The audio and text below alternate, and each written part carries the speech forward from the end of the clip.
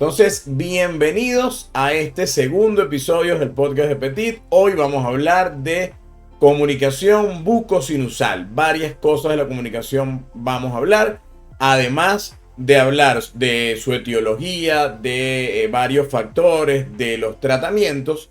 Por supuesto, también tenemos que interactuar y conversar con las personas que están conectadas en este momento. Entonces, bueno, para no perder más tiempo, vamos a empezar a hablar de este tema tan importante. Primero, por supuesto, antes de hablar de comunicación bucosinusal, tenemos que recordar la anatomía. Y como ustedes saben que anatomía humana es mi materia favorita, de la que soy profesor en la Universidad de Santa María, entonces vamos a hacer un repaso breve sobre la anatomía quirúrgica, la anatomía aplicada del seno maxilar. El seno maxilar, como todos debemos recordar, que es una cavidad hueca que está cubierta por una membrana, que además forma parte de los senos paranasales, en donde tenemos el seno frontal, las celdillas o senos etmoidales, el seno esfenoidal y los senos maxilares, que son más voluminosos.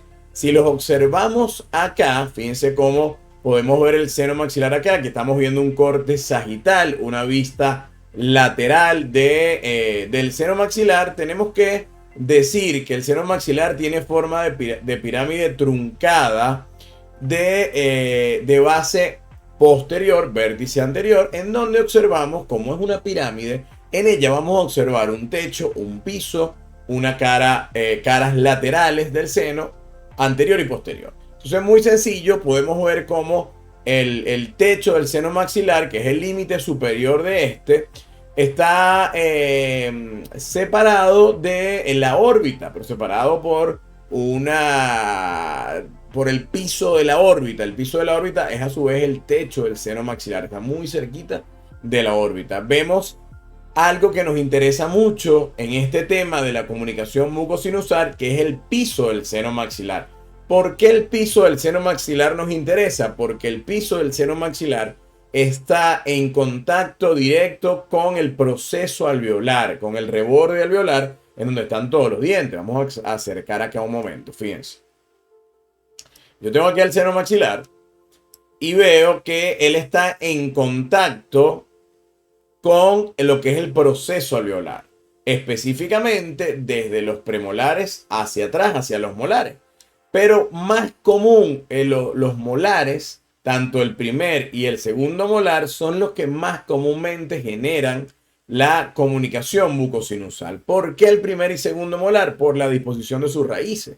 Si ustedes me preguntan a mí, ¿cuál es el diente de la boca más incómodo de sacar? Ojo, no más difícil, sino más incómodo. Yo diría que el primer y segundo molar superior. ¿Por qué? Es un molar que tiene 3 raíces, que tiene una anatomía bastante intrincada y que además está en contacto con el seno maxilar. Y de que muchas veces las comunicaciones, como vamos a ver, no son totalmente culpa del clínico, culpa del que ejecuta la cirugía. ¿Por qué? Porque a veces el contacto es directo y al sacar el diente, al hacer la exodoncia, así sea perfecta, ya queda la comunicación ya instaurada. Ahí viene la parte importante, que es descubrir esa comunicación a tiempo, verla de inmediato, no dejarlo para después. De esta manera, entonces, tenemos varios tipos de comunicación. Ahora les pregunto, antes de avanzar, a ver, preguntica lo que están por acá. Para ustedes, ¿cuál es el diente de la boca, de todos los dientes, los 32 dientes? ¿Cuál es el más incómodo de extraer? La exodoncia más incómoda. Ojo, no es lo mismo incómodo que complicado o difícil, ¿no? Incómoda. Para ustedes, ¿cuál es la más incómoda? Saludos ahí al doctor Alvarado, que me está felicitando. Muchas gracias por estar por aquí presente. ¿De dónde es el doctor Alvarado para lanzarle una musiquita? No le he puesto musiquita a nadie porque ustedes no me han dicho. Vamos a hacer una dinámica ahora antes de entrar en la descripción de esto. Por aquí dicen el canino, el primer molar superior. Ok. Van a colocar el nombre de la ciudad y país de donde están conectados. Yo lo voy a ir leyendo mientras voy explicando. Se van a colocar por ahí el nombre de la ciudad y el país de donde están conectados en este momento. Chévere. Continuamos entonces. La comunicación no siempre es franca como se ve en esta imagen. No siempre se ve de esta manera. A veces es muy pequeñita, muy pequeñita, y está justamente donde va el ápice, donde hicimos la exodoncia del ápice. Así la exodoncia sea totalmente correcta, pero no siempre es así de franca como está esta imagen. Entonces eso complica un poco las cosas. ¿Por qué? Porque muchas veces la comunicación pasa por alto. Y ahí es donde viene verdaderamente el problema. El problema no es que se genere la comunicación, porque a veces es inevitable. El problema es cuando no se dan cuenta de que se generó una comunicación. Entonces, ¿qué sucede? Ahí sucede que se hizo una exodoncia, se generó una comunicación mucosinusal, pero el clínico no se dio cuenta. Llámese clínico el que está haciendo la cirugía, ¿no? La exodoncia. Al no darse cuenta, viene un problema. El paciente se va a su casa y queda directamente comunicado. Al ser una comunicación pequeña, hay un intercambio de la flora bacteriana, de esos microorganismos, de la boca al seno maxilar. El seno maxilar debería ser una cavidad estéril si es un seno sano. Pero entonces entran los microorganismos y colonizan en el seno maxilar. Generan una infección y dependiendo de la patogenicidad de estos microorganismos, la infección va a ser grave o va a tardar varios días en aparecer. A veces aparece de inmediato, a veces tarda varios días, pero cuando aparece es para salir corriendo porque son infecciones bastante graves. Que además, recordando, todos los senos maxilares están comunicados y los senos paranasales, perdón. Y el seno maxilar tiene la particularidad de que él drena al meato medio a través del ostium del seno maxilar. Si ese ostium no está permeable, si ese ostium está tapado por X o Y razón, entonces la infección va a ser muy difícil de combatir. Además, también es difícil que la antibiótico-terapia llegue de forma correcta al seno maxilar y eso complica mucho las cosas. Ok, voy a leer las ciudades, los países aquí que escribieron. Fíjense, por aquí tenemos Miami. Ok, por aquí tenemos Medellín. Voy, Medellín.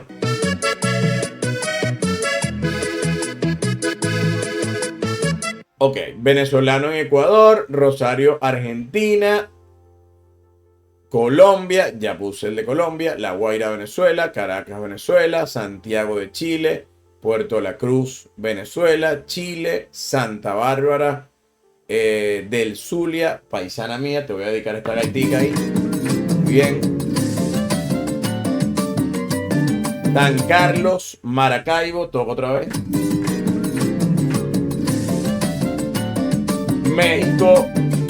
México voy por aquí.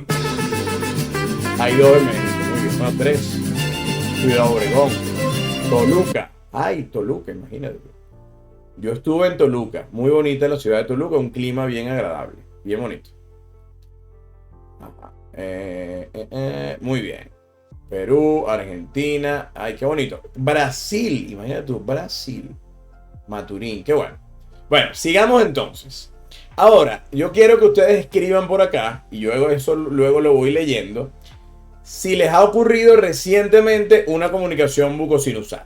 Si les ha ocurrido recientemente una comunicación mucosinusal y de cuál diente fue. Ustedes dicen, sí, me pasó hace tanto tiempo y fue de tal diente. Ok.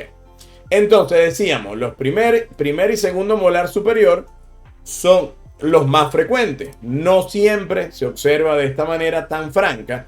Para observarse de esta manera tiene que haber una fractura de la tabla ósea, por supuesto, para verse de esta manera tan franca como se ve acá. Luego, si esta comunicación bucosinusal no es tratada de forma oportuna, ella no va a cerrar. Espontáneamente no va a cerrar. Puede pasar, sí, todo puede pasar, porque en las ciencias de la salud, 2 más 2 no siempre son 4. Pero, ¿por qué les digo yo que no va a cerrar? No va a cerrar porque el aire está pasando por ahí todo el día. Tú estás respirando, el aire entra en los senos maxilares porque una de las funciones de los senos maxilares es calentar el aire inhalado, entra en los senos maxilares y sale por la comunicación. Sale y entra, sale y entra. Entonces, no va a cerrar por primera intención, jamás. Porque ahí hay un paso constante de aire que impide el cierre de esta comunicación, ni por primera ni por segunda intención. Entonces el aire todo el día va pasando y todo el día hay un intercambio de microorganismos desde la cavidad bucal hacia el seno maxilar. El seno maxilar entonces se empieza a infectar. El paciente confunde ese malestar con quizás el mismo postoperatorio, el mismo dolor postoperatorio, pero el paciente viene de repente y llega, bueno, con un dolorón. Le duele, siente presión, siente goteo postnasal. Puede ser que al tomar agua siente agua por la nariz. Por aquí Carlos dice que un segundo premolar, fíjate que no es tan común, y lo controló con un Colaplap, que me imagino que es como una especie de membrana, sutura y antibiótico terapia. Perfecto, muy bien. Excelente. Ok, hay gente... Ajá, por aquí dice tapar la nariz y mandar a soplar ya no se hace. Ok, muy bien la pregunta. Vamos a responder. Esta parte es importante, fíjense. Eso se llamaba la maniobra de Valsalva, ¿verdad? La maniobra de Valsalva, que consiste en mandar al paciente a cerrar sus narinas, apretarse la nariz y soplar con toda la fuerza del mundo. Ya no se hace, no es necesario. ¿Por qué no es necesario? Pues si tú mandas al paciente a hacer esa maniobra y la comunicación es pequeñita de 2 o 3 milímetros, al soplar con toda la fuerza del mundo, terminas abriendo, rompiendo la membrana del seno maxilar y generando una comunicación mucho más grande. Entonces, para verificar si hay una comunicación, simplemente lo que hay que hacer es observar e irrigar. Si tú colocas agua en el alvéolo y mandas al paciente a respirar normalmente, si hay una comunicación se van a formar burbujas y va a ser muy visible. Y si lavas a presión con una jeringa desde el alvéolo, el paciente va a sentir esa agua también en su nariz, en sus fosas nasales y le va a molestar muchísimo. Ok, continuamos entonces. Dijimos entonces el paciente puede llegar con una fístula, así como esta. Esta es bastante común, llega con una fístula. Si está infectado, en ese momento no se puede cerrar la comunicación. La única manera de cerrar la comunicación es hacerlo de inmediato o hacerlo luego de haber eliminado la infección. Pero para eliminar la infección hace falta varias cosas. Primero, antibiótico terapia. Segundo, hace falta lavados por ahí mismo, por esa fístula, diarios. Se puede lavar con clorexidina, se puede lavar con Bluen, se puede lavar simplemente con solución fisiológica y funciona. Hasta que la solución fisiológica sale cristalina, sin mal olor, en ese momento se puede cerrar. Recordarles, este sábado, pasado mañana, es el curso Fármaco Fácil, que es el curso, esta edición, que es la primera edición, vamos a hablar de antibioticoterapia. Vamos a hablar de antibióticos, vamos a hablar también de analgésicos y vamos a hablar de anticoagulantes. Las 3A, podemos llamarlo el curso. Este sábado todavía pueden inscribirse, me pueden escribir por DM y les envío la información. Todavía pueden inscribirse, es este sábado. Ok, hablando de la etiología de la comunicación bucosinusal, tenemos como primera opción, por supuesto, la exodoncia. ¿Por qué? Porque no siempre, como repito, he repetido varias veces esto, no siempre culpa del operador.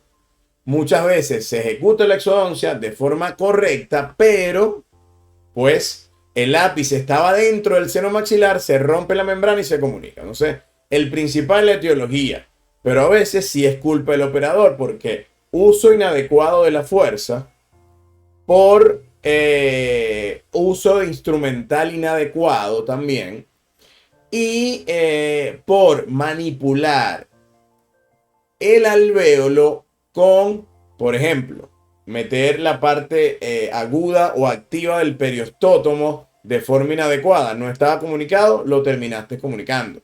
Por usar las fuerzas inadecuadas. Vienen, agarran un force y hacen plum.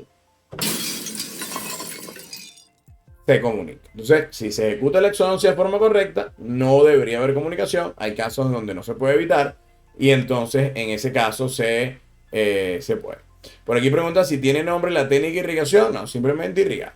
Irrigar. A tu orden. Ok, vamos a hablar de varios tratamientos. ¿Qué es lo más adecuado? Lo mejor es hacer este cierre de comunicación de inmediato.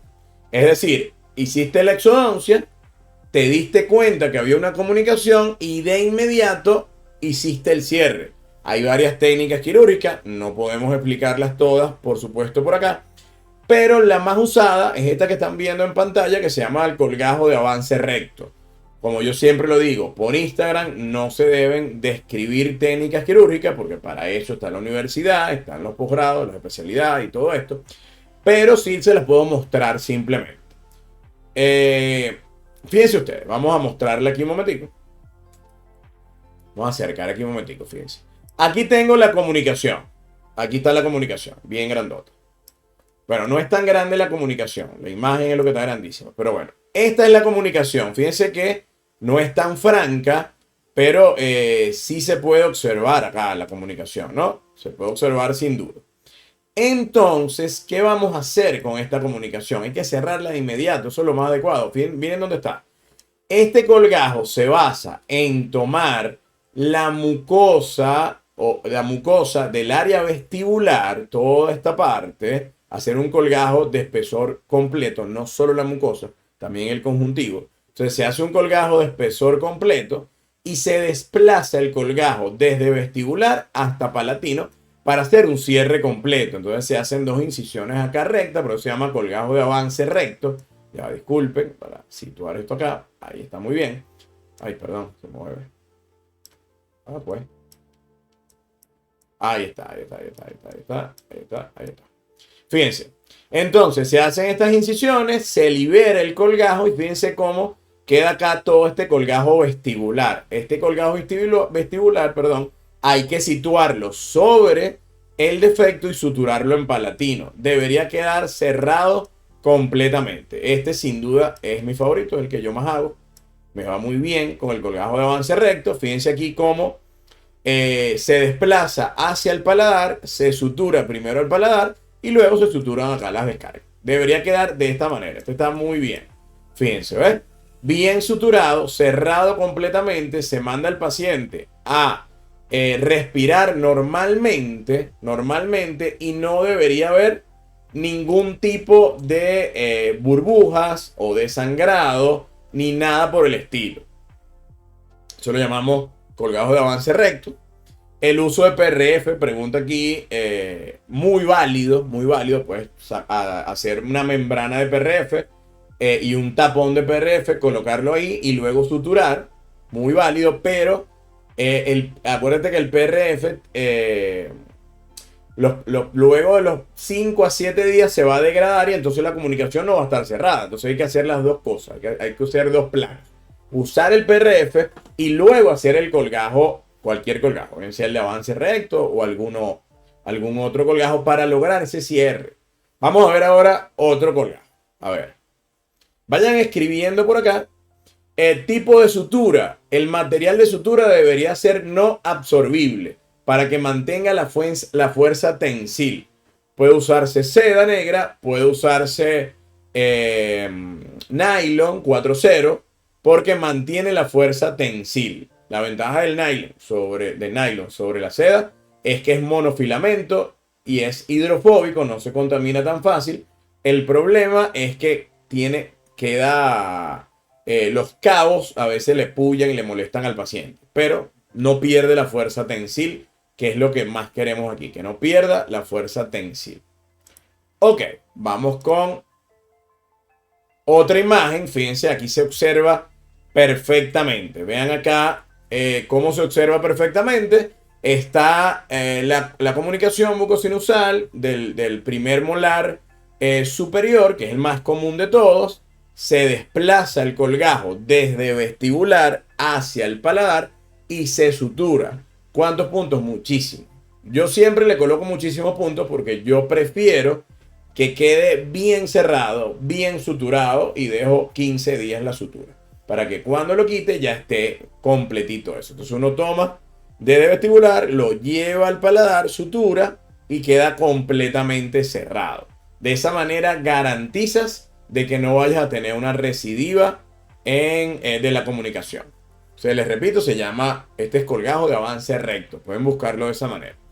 Hay muchas variantes, y una de las variantes más particulares, por así decirlo, es esta que está acá, en donde se toma desde el paladar y se hace una especie de lengüeta, como una lengua, como una lengüeta. También algunos le dicen en raqueta. Entonces, la arteria palatina mayor tiene que quedar dentro del colgajo, porque aquí el problema es la arteria. Entonces hay que hacer la primera incisión bien pegada a los dientes y la otra incisión bien cerca de la línea media. Y entonces se rota y se sutura acá. ¿Cuál es el problema de este? ¿Qué creen ustedes? Que queda cruenta esta parte del paladar, queda cruento. Y entonces un postoperatorio que genera más molestias, genera más incomodidad del paciente, mayor dolor postoperatorio. Entonces es una alternativa, pero yo prefiero la de vestibular siempre que se pueda. Ajá, Mafe, ¿cómo se llama la técnica en inglés? Bueno, lo voy a buscar, Mafe, porque no lo tengo aquí. Creo que lo sé, pero no estoy seguro. Y cuando uno no está seguro, bueno, no busca. No se puede saber todo sobre todo, pero aquí como estamos en vivo, pues lo buscamos.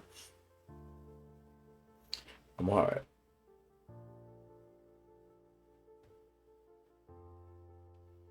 Debe ser...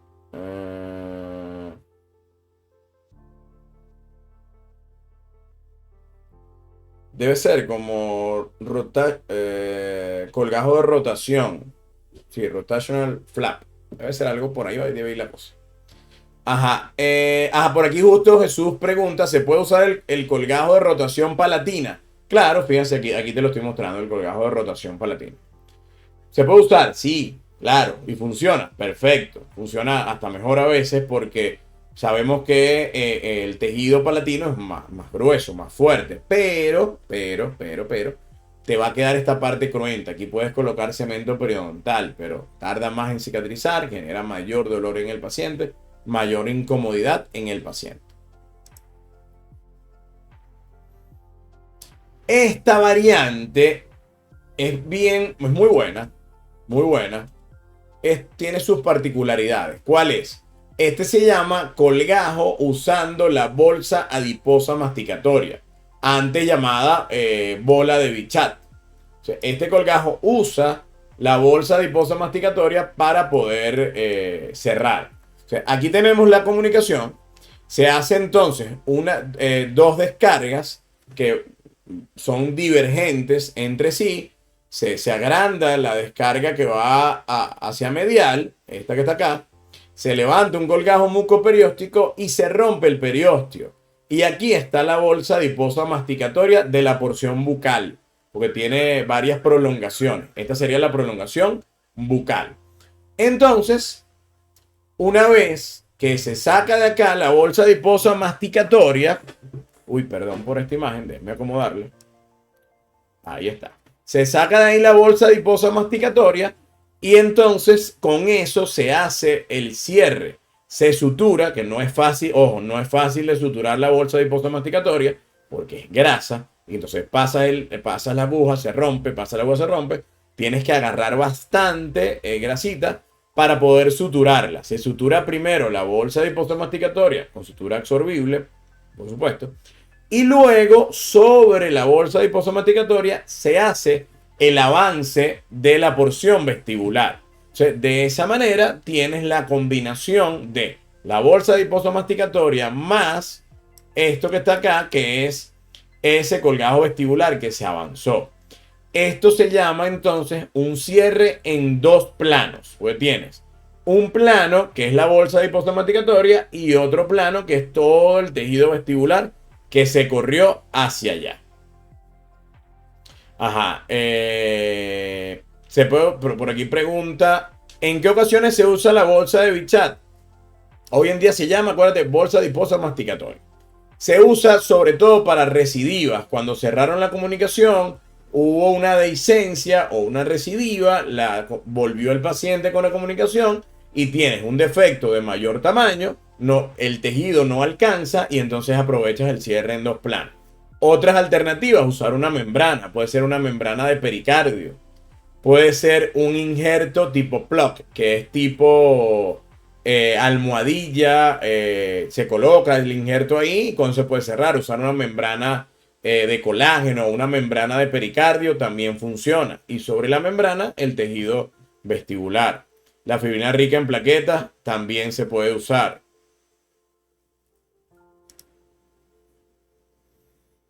Ahora vamos a hablar de las recomendaciones. Las recomendaciones.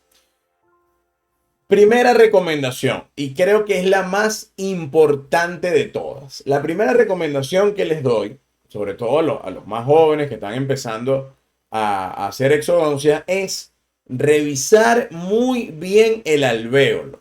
Si pueden comprar un frontoluz, cómprenlo porque es muy importante. Sucede que la lámpara de la unidad no llega de forma directa a los molares superiores. Entonces sacamos un primer o segundo molar superior y si queda una comunicación arriba pegado en la punta del ápice, no lo vamos a poder ver.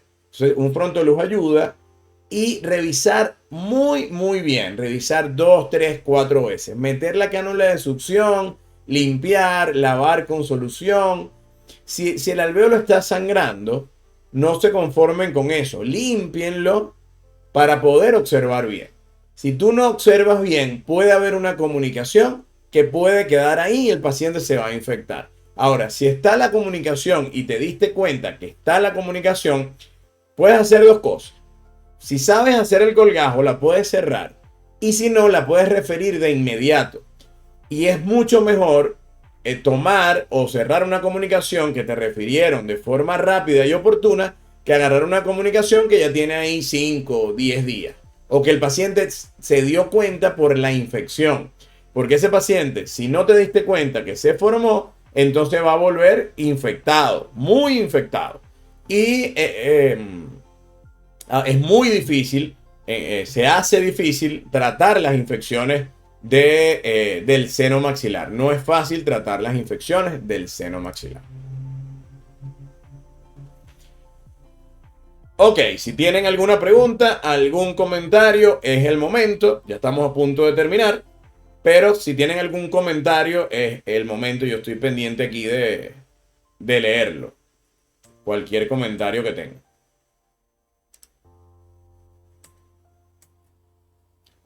Voy a dejar la grabación hasta acá. Me despido de lo que están viendo este episodio grabado. Recuerden que siempre van a quedar las grabaciones en Instagram, en YouTube y en Spotify. Nos vemos el próximo miércoles a las 9 de la noche y me quedo con los que están en vivo. Chao, chao para los que están viéndolo grabado. Un aplauso para todos ustedes.